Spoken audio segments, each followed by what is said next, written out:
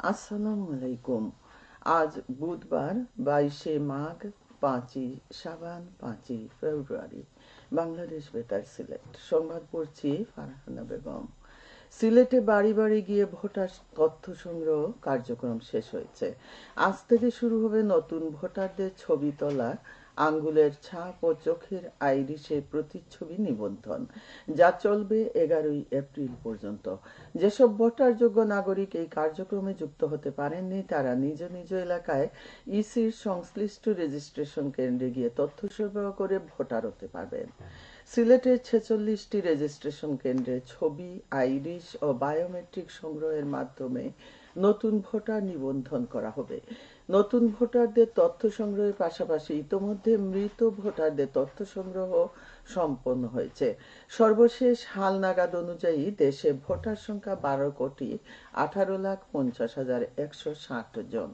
চলমান হালনাগাদ কার্যক্রমে নতুন করে প্রায় 50 লাখ ভোটার যুক্ত হতে যাচ্ছে বলে জানিয়েছেন নির্বাচন কমিশনের সিনিয়র সচিব আক্তার আহমেদ।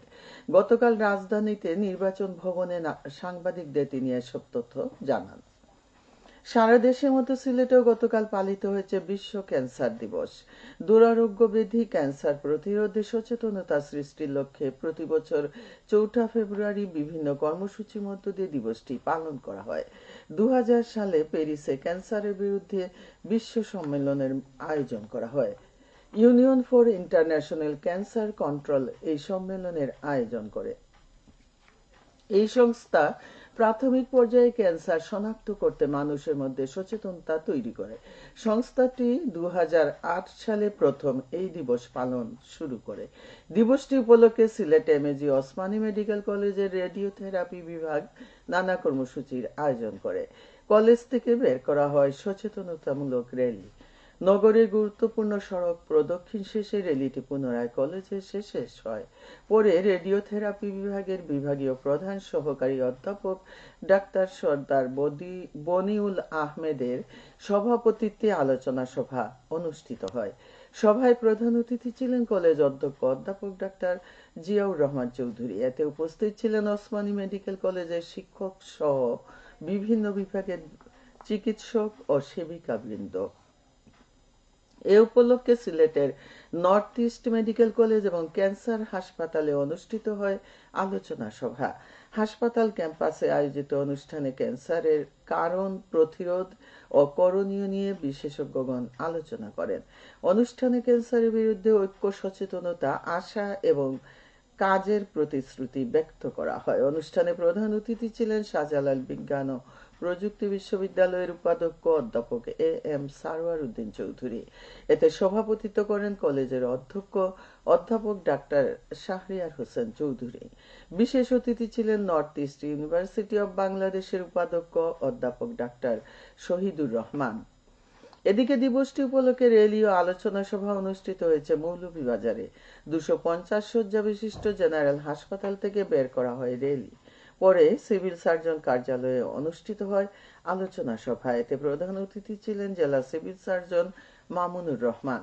সভায় সরকারি, বেসরকারি হাসপাতাল ও ক্লিনিকের ডাক্তার, নার্স, স্বাস্থ্যকর্মী, জনপ্রতিনিধি, এনজিও প্রতিনিধিগণ উপস্থিত ছিলেন। স্বাস্থ্য অধিদপ্তর এর আয়োজন করে। সিলেটের শাহজালাল বিজ্ঞান ও প্রযুক্তি বিশ্ববিদ্যালয়ে 2টি উন্নয়ন প্রকল্প গ্রহণ করা হয়েছে। এতে ব্যয় হবে 253 কোটি 60 লাখ টাকা। এই প্রকল্প দুটির অনুমোদন দিয়েছে সরকার। সিলেট ও সুনামগঞ্জ সীমান্তে অভিযান চালিয়ে বিপুল পরিমাণ চোরাই পণ্য জব্দ করেছে বর্ডার গার্ড বাংলাদেশ।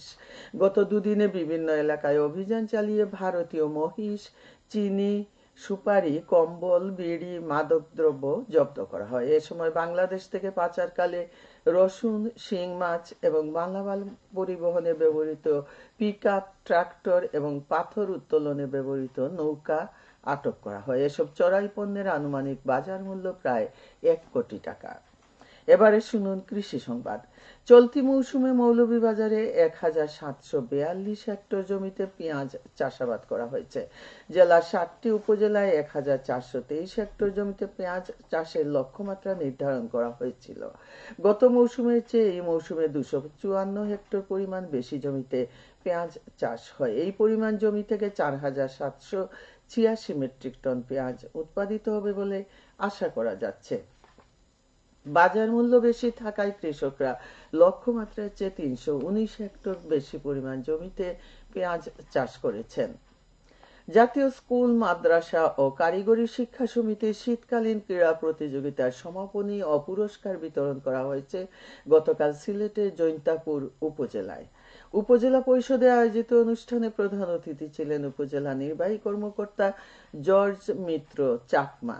দুদিন এই ক্রীড়া প্রতিযোগিতায় উপজেলার স্কুল, মাদ্রাসা ও কারিগরি শিক্ষা প্রতিষ্ঠানের শিক্ষার্থীরা 40টি ইভেন্টে অংশগ্রহণ করে। সবশেষে আবহাওয়া। আজ বেলা 1টা পর্যন্ত পূর্বাভাসে বলা হয়েছে সিলেট সহ পার্শ্ববর্তী এলাকার জন্য কোনো সতর্কবাণী নেই এবং কোনো সংকেতও দেখাতে হবে না।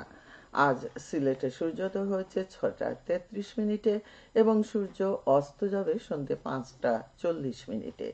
সংবাদ শেষ হলো। পরবর্তী স্থানীয় সংবাদ প্রচারিত হবে দুপুর 1টা 5 মিনিটে।